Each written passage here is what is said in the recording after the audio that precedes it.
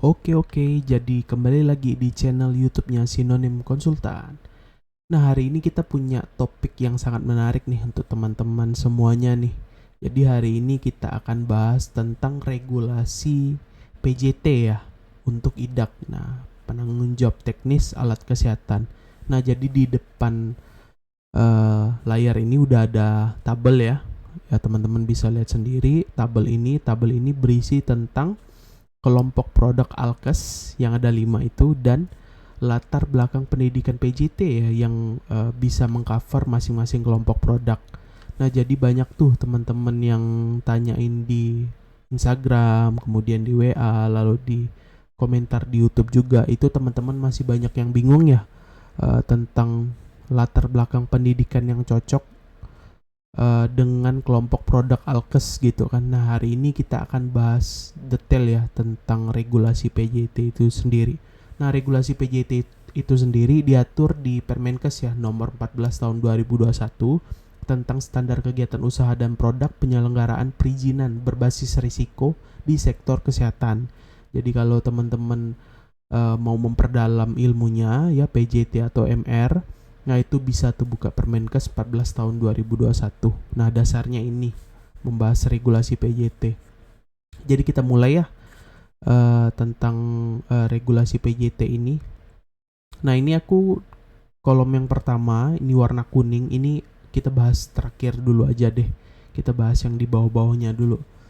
Nah, jadi untuk teman-teman yang udah tahu IDAK kan ada 5 kelompok produk ya. Elektromedis radiasi, elektromedis non radiasi, non elektromedis non steril, steril, lalu IVD ya. Nah, untuk kalau di zamannya IPAK itu memang D3 itu bisa apa ya? Bisa cover semua kelompok produk. Nah, tapi untuk di peraturan terbaru yang Permenkes nomor 14 tahun 2021 itu sudah tidak bisa lagi. Nah, kita mulai, jadi ini kan teman-teman kan udah pasti ini enak nih, udah ada kolom-kolom yang kosong gini. Jadi teman-teman mudah-mudahan paham ya, nggak bingung ya. Nah, ini kolom yang kosong ini ada maksudnya kenapa kolomnya ini kosong. Ini lebih enak melihatnya ya, seperti ini. Kita mulai dari kolom yang kedua dulu aja ya. Ini yang ini nanti terakhir aja. Nah, jadi misalnya, nah ini jadi ada case-case-nya sendiri ini kan. Nah, misalnya teman-teman ingin submit IDAK ya. Submit IDAK, kemudian apa namanya, untuk kita coba di ini dulu aja deh, di 2 kelompok produk ya. Nah, di 2 kelompok produk, atau kita mau mulai dari biasanya sih yang paling enak sih non elektromedis ya, steril non steril. Nah, misalnya idaknya pengajuannya 2 itu aja. Nah, kita lihat dari sini. Nah, yang ini. Nah, ini aku blok ya. Misalnya teman-teman idaknya non elektromedis, steril non steril. Nah, latar belakang pendidikan PJT apa yang kita bisa mengcover untuk ini. Nah, ini yang paling atas sudah pasti bisa. Yang paling atas D3 farmasi, S1 farmasi apoteker. Lalu yang kedua ini D3 D4 analis farmasi atau analis farmasi dan makanan. Nah, lalu S1 teknik biomedik. Nah, kemudian D3 refraksi optisi ya. Nah, kemudian D3 teknik gigi. Lalu kita lihat kita masuk di D3 atau S1 ahli teknologi laboratorium lab medik lah. Nah, ini sebelahnya kosong. Nah, kalau sebelahnya kosong berarti dia hanya bisa di non elektromedik steril ya, gitu ya teman-temannya. Nah, dia nggak bisa ngambil 2 tuh. Sorry, bukannya dia nggak bisa ngambil 2, dia nggak bisa ngambil yang non elektromedis non steril. Jadi D3 S1 ahli teknologi lab medik ini steril bisa, tapi non steril nggak bisa. Tapi apakah dia bisa mengambil 2? Bisa, di sebelahnya di IVD. Nah, jadi dia S1 D3 atau S1 ahli teknologi lab medik. Jadi dia bisa ngambil 2, tapi non steril nggak bisa. Makanya ini kosong, ya. Nah, yang dia bisa adalah steril, non elektromedik steril dengan IVD. Nah, makanya di IVD ada keisi. Nah, jadi 2 ini aja. Nah, ini kosong, ini nggak bisa. Jadi kalau teman-teman misalnya non elektromedik, misalnya idaknya mau pengajuan 2 kelompok ya, steril dan non steril. Kemudian, bang saya ada PJT-nya latar belakang pendidikannya ahli teknologi lab medik. Nah, saya akan katakan itu nggak bisa. Non steril dia nggak bisa. Karena sesuai regulasi ya, Permenkes nomor 14 tahun 2021. Nah, itu. Dia bisanya ngambil IVD sama steril. Nah, ini. Steril sama steril dan IVD. Nah, ini dia. Nah, paham ya teman-teman ya sampai di sini ya. Lalu kita lanjut lagi. Steril non steril. D3 ortotik prostetik. Nah, ini bisa steril dan non steril.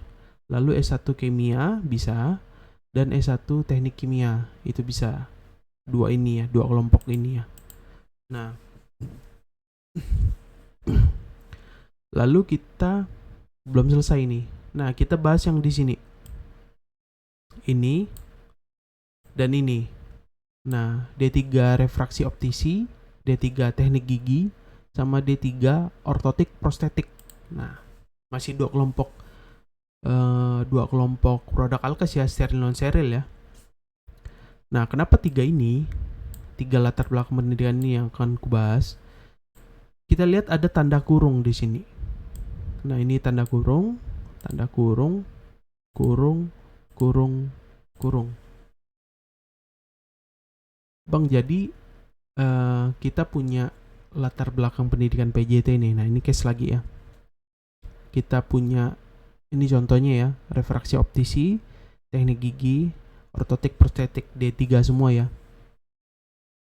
Tapi kita mau ngambil kelompok produknya steril dan non steril. Apakah bisa? Bisa. Tetapi ada tapinya karena ada tanda kurungnya di sini. Tapi apa, Bang? Tetapi dia tidak bisa menjual semua jenis item yang masuk dari kelompok produknya steril dan non steril ya.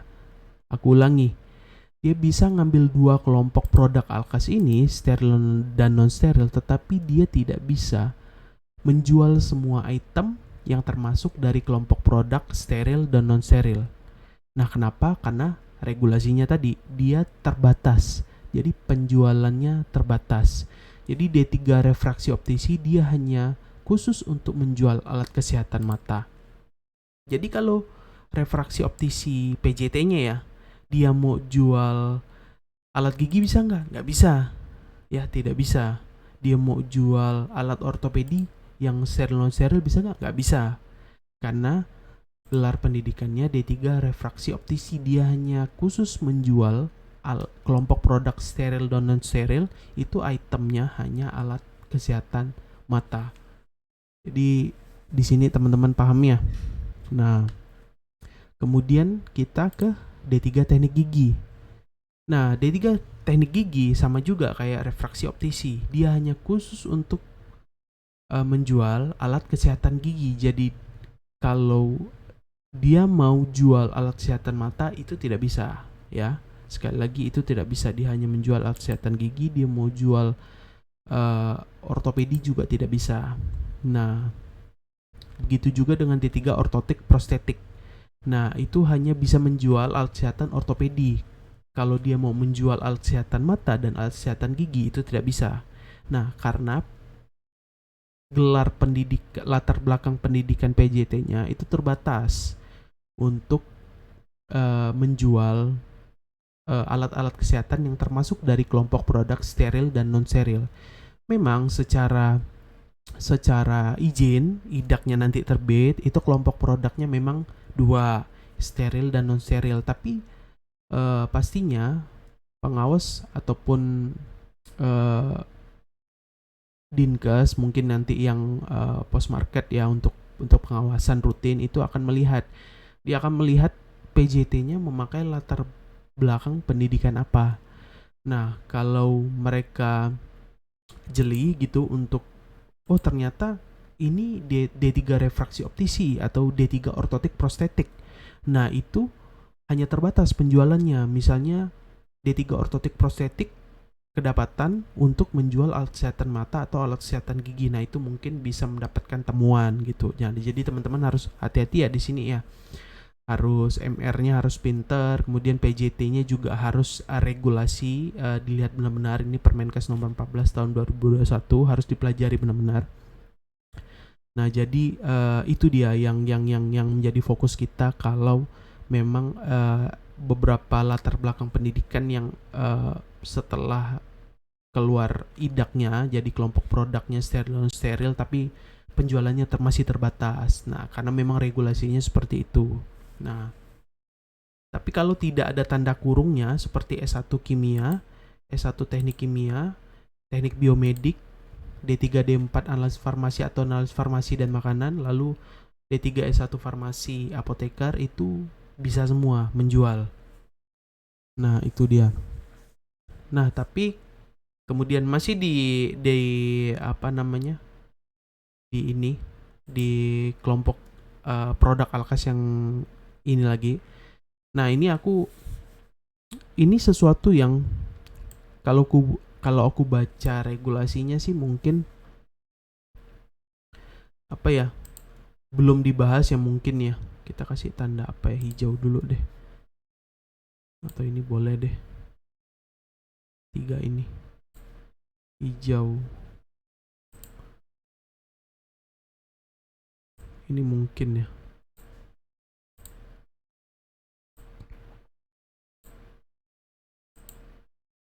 Nah, kenapa ini ku kasih tanda hijau? Kita bahas S1 kimia. Nah, memang di Permenkes nomor 14 tahun 2021, S1 kimia dan ini S1 biologi ya, S1 kimia dan S1 biologi itu tidak dijelaskan. Ini kan sarjana kimia, ini mungkin teman-teman yang di universitas yang fakultasnya banyak, itu pasti teman-teman ngeh nih dengan ini. Jadi sarjana kimia dan sarjana biologi di regulasi itu tidak dijelaskan memang apakah S1 kimia ini, sarjana kimia ini dan sarjana biologi ini adalah lulusan dari fakultas apa. Nah, itu karena sangat penting nih kita bahas nih di sini nih.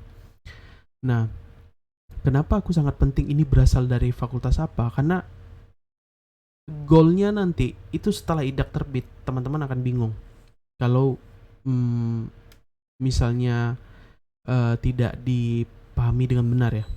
Jadi sarjana kimia ini aku kurang tahu ya, karena memang tidak disebutkan juga, disebutkan S1 kimia dan S1 biologi.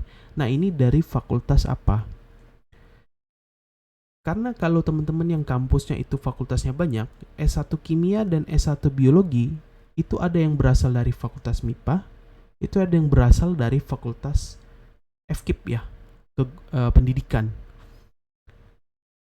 S1 kimia dan S1 biologi itu kalau di fakultas di FKIP itu gelarnya SPD. Tapi kalau di MIPA itu gelarnya SSI.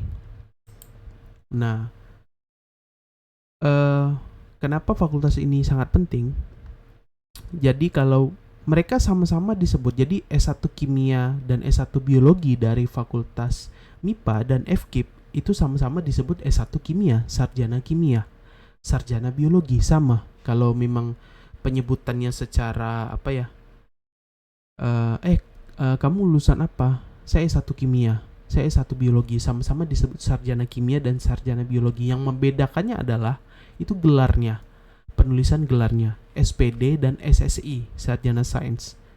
Nah, SPD sarjana pendidikan dan sarjana sains. Nah, S1 kimia dan S1 biologi itu sama-sama sarjana dari FKIP dan MIPA. Nah, tapi penulisan gelarnya beda. Nah, kenapa ini menjadi concern ya, menjadi fokus kita sekarang? Karena kalau teman-teman yang udah pernah ngajuin IDAK ataupun yang mungkin baru pertama kali, ini aku kasih penjelasan. Jadi ketika kita submit IDAK itu tidak diperlukan STR ya. Nah, kalau yang seperti ini kan ada STR-nya nih, farmasi apoteker, analis farmasi, kemudian teknik elektromedis, mereka kan lulus kan selain ijazah ada STR. Tapi kalau S1 kimia atau S1 biologi dari fakultas FKIP ya misalnya ya, nah itu mereka lulus itu hanya ijazah, mereka tidak punya STR, surat tanda registrasi. Kalau regulasinya ada yang berubah, mungkin di kampusnya mungkin teman-teman nanti bisa koreksi ya kalimat saya, misalnya salah ya.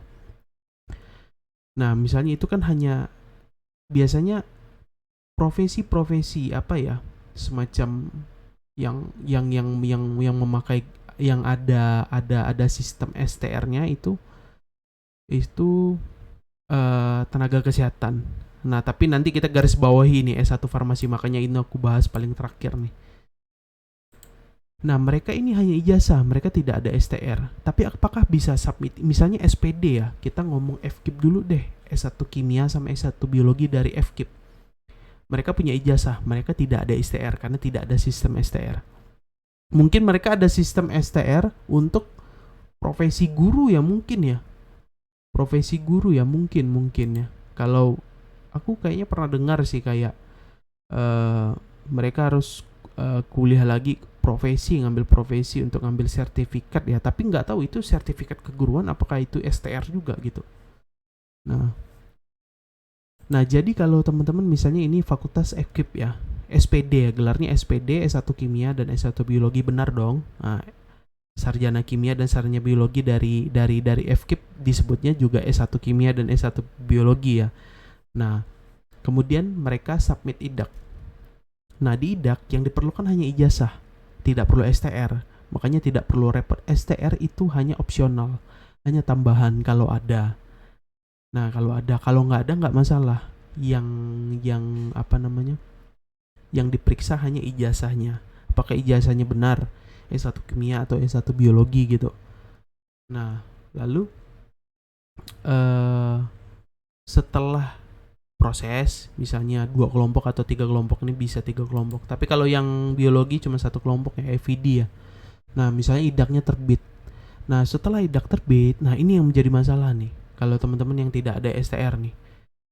Nah, biasanya setelah IDAK terbit, itu biasanya teman-teman yang punya STR itu akan membuat SIP karena untuk keperluan SKP, karena untuk keperluan spesimen segala macam. Nah, misalnya udah IDAK terbit, gelarnya S1 kimia atau S1 biologi. Lalu mau pengadaan nih, perusahaan teman-teman mau pengadaan ke pabrik gitu. Nah, pengadaan ke pabrik, biasanya di pabrik ada yang namanya SOP kualifikasi pelanggan. Nah, kalau teman-teman yang udah tahu bagus ya.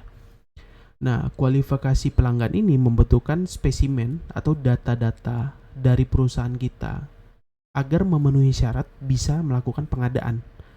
Nah, jadi dikumpulin tuh spesimen untuk kualifikasi pelanggan.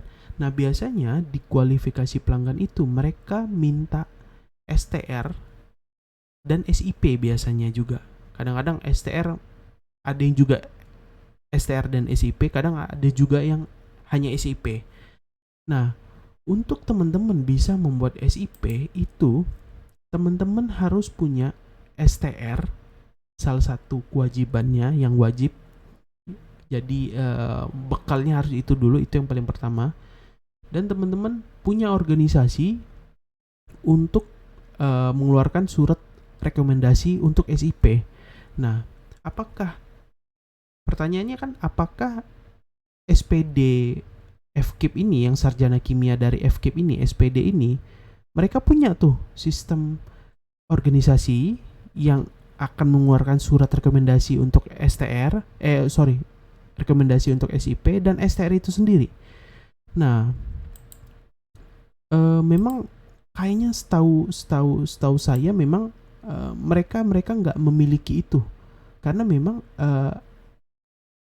pasarnya, marketnya ataupun lapangan pekerjaannya nggak ada tuh yang SPD itu jadi PJT Alkes, S1 kimia ataupun S1 biologi. Tapi kalau teman-teman yang ada ya di ini kan nanti seluruh Indonesia nonton.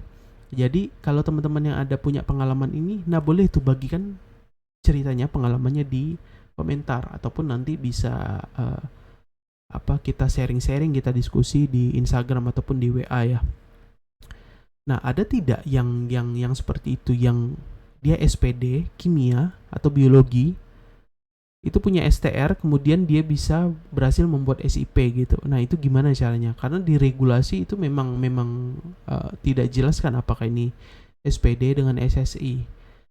Nah, tapi kalau SSI Sains itu masih masuk akal mereka punya STR, karena memang farmasi itu kan sebelum sekarang fakultas farmasi ya. Jadi sekarang farmasi memang berdiri sendiri, ada fakultas farmasi, tapi fakultas jurusan farmasi itu cikal bakalnya juga dari MIPA ya, fakultas MIPA. Jadi ada beberapa gelar farmasi yang dulunya yang dia ataupun yang mungkin di Jawa sekarang masih ada, itu bukan SFAM tapi masih SSI, Sarjana Sains, karena memang cikal bakal farmasi dari sains gitu kan. Nah, tapi kalau mereka yang S1 kimia atau S1 biologi dari MIPA itu masih ada kemungkinan mereka punya STR dan dia punya organisasi untuk mengeluarkan rekom SIP ya, agar nanti nggak tahu di daerah teman-teman apakah PTSP yang terbitin atau dinas kesehatan yang terbitin SIP. Nah, biasanya ada yang PTSP, biasanya ada yang Dinkes. Nah, jadi seperti itu ya teman-teman yang untuk S1 kimia sama S1 biologi. Nah, kalau teknik kimia kan mungkin jelas ya dari fakultas teknik ya. Nah, D3 analis kimia ini mungkin biasanya dari Poltekkes ya. Nah, ini biasanya mungkin mereka juga ada ini. Waduh, bentar, ini ada gangguan kebudayaan. Ini antara iklan atau apa nih? Mana loadingnya lama lagi ya? Oh, ini ramalan cuaca ya. Bisa di close nggak? Oke, siap. Nah, jadi seperti itu. Mungkin teman-teman yang ataupun jurusan lainnya yang aku kurang begitu tahu ya, memang apakah mereka semua memiliki STR gitu. Teknik biomedik, kayaknya teknik biomedik kalau ini sepertinya adalah STR dan mereka bisa membuat SIP. Karena memang rata-rata kalau di Pulau Jawa itu rata-rata memang PJT-nya kebanyakan teknik ya. Nah, berbeda dengan di Kalimantan. Kalimantan memang seperti teknik elektromedik itu kan memang tidak ada ya. Apalagi khususnya Kalimantan Barat itu tidak ada jurusannya, fakultasnya tidak ada, prodinya tidak ada. Jadi memang kebanyakan Kalimantan Barat ataupun mungkin di Kalimantan memang kebanyakan itu anak kesehatan ya yang jadi PJT Alkes. Nah, kalau di Pulau Jawa, karena kan biasa aku ngurus yang Kalimantan juga, kemudian di Jawa juga, itu kebanyakan mereka memang teknik. Nah, kalau di sini anak-anak teknik memang itu jadi teknisinya ya, kalau mereka ada ngambil yang elektromedis sama EVD ya. Nah, itu untuk di Kalimantan. Nah, jadi seperti itu. Ini yang masih, apakah mereka dari fakultas MIPA atau FKIP ya? Apakah mereka SPD atau SSI? Nah, itu. Dan nggak tahu mereka ada sistem STR atau enggak. Nah, kalau ada teman-teman yang punya pengalaman lebih nanti boleh di kolom komentar. Oke. Jadi yang dua ini. Nah, kita sekarang yang misalnya ngambil 3, 4 deh, langsung 3 atau 4 ya. Yang ini ya. Ataupun ini juga bisa 3 atau 4. Nah, kita mulai dari ini kolom kedua dulu nih. Nah, Nah, kalau kita ngambil 3 atau 4, apakah D3 atau D4 analis farmasi atau analis farmasi makanan bisa? Udah nggak bisa, dia mentok di 2. Nah, ini kosong, ini kosong, ini kosong. Udah nggak bisa. Nah, lalu kalau ngambil 3 atau 4, misalnya ini, apakah bisa? Teknik elektromedik juga nggak bisa, dia mentok di 3. Nah, sini kosong, ini nggak bisa diambil. Kalau yang teknik elektromedis itu tidak bisa ngambil kelompok produk non elektromedis ya. Nah, ini kosong. Kemudian 3 atau 4 teknik elektro ini nggak bisa. Kemudian yang teknik radiodiagnostik dan radioterapi juga nggak bisa. Nah, ini dia hanya bisa ngambil 2, yang elektromedik radiasi sama non radiasi. Nah, ini kosong. Nah, S1 teknik biomedik bisa nih. Nah, ini aman nih juga nih, sama seperti farmasi dan apoteker. Tapi dia ada nggak tahu ya, karena mungkin aku kurang mendalami teknik biomedik, jarang juga sih yang memang PJT pakai teknik biomedik. Sepertinya ini juga ada STR sih dan SIP. Gak tahu ini kayaknya dari fakultas teknik juga sih. Tapi prodinya nggak tahu masuk apa dari MIPA ya, biomedik ya. Nah, ini kurang tahu nih kalau teknik biomedik. Nah, fisika medis nggak bisa. Fisika medis hanya di elektromedik radiasi. Nah, D3 atau S1 teknik informatika. Nah, ini cuma 1 di elektromedis non radiasi dan dia hanya khusus software medical device. Jadi dia terbatas nih penjualannya. Refraksi optisi juga sama, 3 atau 4 nggak bisa. Teknik gigi juga nggak. 3 mereka bisa. IVD mereka nggak bisa ya, ini kosong. Nah, tapi mereka juga terbatas jualnya. Alih teknologi lab medik cuma 2 ya tadi ya. Nah, ini dia hanya bisa ini nggak bisa. Ini teman-temannya harus lihat ya, ini pokoknya kosong, mereka nggak bisa ngambil. Nah, S1 kimia, teknik kimia, analis kimia, sama S1 biologi. S1 biologi hanya FED, analis kimia D3 hanya FED, yang lain nggak bisa. Nah, itu ya. Jadi ini teman-teman ya, yang apa namanya, teman-teman harus lihat, misalnya kalau kosong berarti dia nggak bisa ngambil ya. Kalau kosong ini nggak bisa ngambil nih. Nah, nggak bisa ngambil kelompok produk alkesnya ya. Nah, kalau gelarnya ada, berarti dia bisa ngambil kelompok produk alkesnya. Jadi seperti itu. Kalau ada tanda kurung berarti penjualannya terbatas. Nah, di sini aku udah note kan, jika 4 sampai 5 kelompok produk alkes, ya harus PJT dengan latar belakang pendidikan minimal S1. Ya, di sini 4 atau 5 harus S1. Jadi 4 atau 5 D3 nggak bisa. Tapi di sini udah kelihatan sih, ini kadang D3 kebanyakannya cuma 3 ya. Nah, ini S1 nih. S1 bisa 5 nih.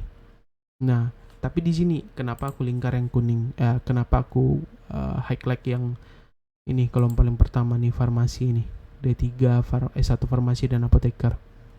Nah, ini kan D3 semua. D3 atau S1 ini 2 aman. Dia kan yang note jika 4 sampai 5 kelompok produk harus PJT dengan latar belakang pendidikan minimal sarjana atau S1. Nah, karena ini permasalahannya di sini nih. Nah, jadi kita bahas tentang farmasi. Jadi kita bahas D3 farmasi. Nah, D3 farmasi itu dia bisa ngambil semua kelompok produk. Ya. Semua kelompok produk bisa. Mau radiasi bisa, FED bisa, non radiasi bisa.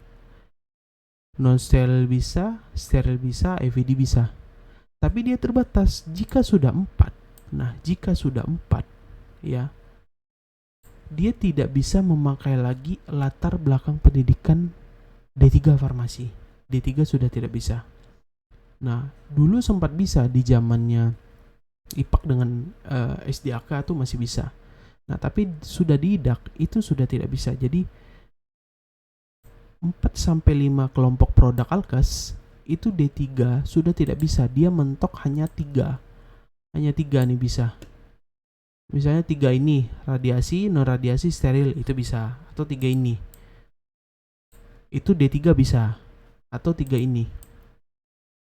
D3 bisa. Atau misalnya ini 1, ini 1 bisa. D3 bisa. Hanya bisa 3 kelompok produk ya. Nah, itu. Nah, yang bisa harus S1. Kalau S1 semua kelompok bisa. Kalau misalnya S1 sama seperti di sini teknik biomedik. Ya. Di sini bisa S1. Kalau mau 4-5 kelompok produk harus S1 ya. Ingat, harus S1 farmasi. Nah, apalagi apoteker. Apoteker udah yang paling aman, yang paling bagus gitu. Nah, apoteker udah paling enteng. Bisa semua kelompok produk alkes. Mau kelompok produk alkes apapun tidak ada pakai tanda kurung ya. Apoteker itu bisa semua kelompok produk, tidak ada pakai tanda kurung. Jadi dia lah yang ibaratnya apa ya? Mungkin the one and only and the king ya. Apoteker. Nah, tapi kalau S1 farmasi ini, nah ini kenapa? Jadi kalau teman-teman misalnya ada yang pakai PJT S1 farmasi, apakah dia bisa mengambil atau mengcover semua kelompok produk? Bisa. Apakah ada ataunya? Tidak ada ataunya dalam kurung gini. Jadi S1 farmasi itu bisa ambil semua kelompok produk alkes dan penjualannya juga tidak terbatas. Tetapi dia akan kebingungan ketika membuat SIP. Kenapa seperti itu? Nah, itu kayaknya pernah aku bikin story sih. Memang ada yang tanya juga kan. Nah, jadi S1 farmasi ini adalah latar belakang pendidikan yang tidak memiliki sistem STR ataupun ujian kompetensi. Jadi sistem perkuliahannya tidak ada STR ataupun ujian kompetensi. Nah, jadi yang punya STR dan melakukan ujian kompetensi itu hanya D3 farmasi sama apoteker. Jadi D3 farmasi sama apoteker itu punya STR sama melakukan ujian kompetensi ya, UKI ya. Nah, S1 farmasi ini dia tidak punya organisasi. Jadi organisasi itu hanya D3 farmasi, itu PAVI, sama apoteker, itu YAI. S1 farmasi ini di tengah, abu-abu ngambang ya. Tidak punya organisasi ya, organisasi yang khusus S1 ya. Karena D3 punya, apoteker punya.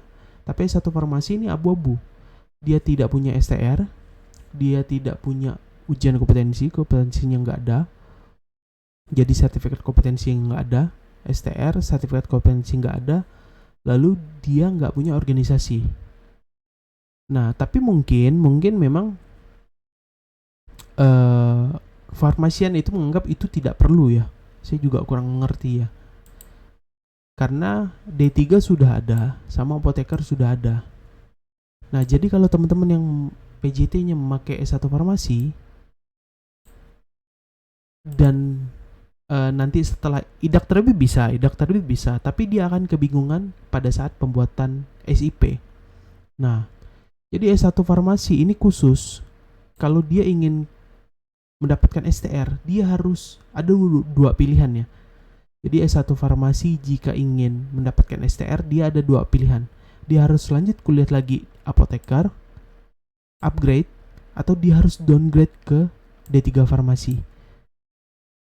Nah, untuk mendapatkan STR. Jadi S1 farmasi jika ingin mendapatkan, soalnya aku pernah proses yang dia S1 farmasi. Nah, tapi karena dia tidak upgrade ke apoteker, jadi dia downgrade, dia masuk PAVI. Jadi gelarnya tetap S1 Farmasi.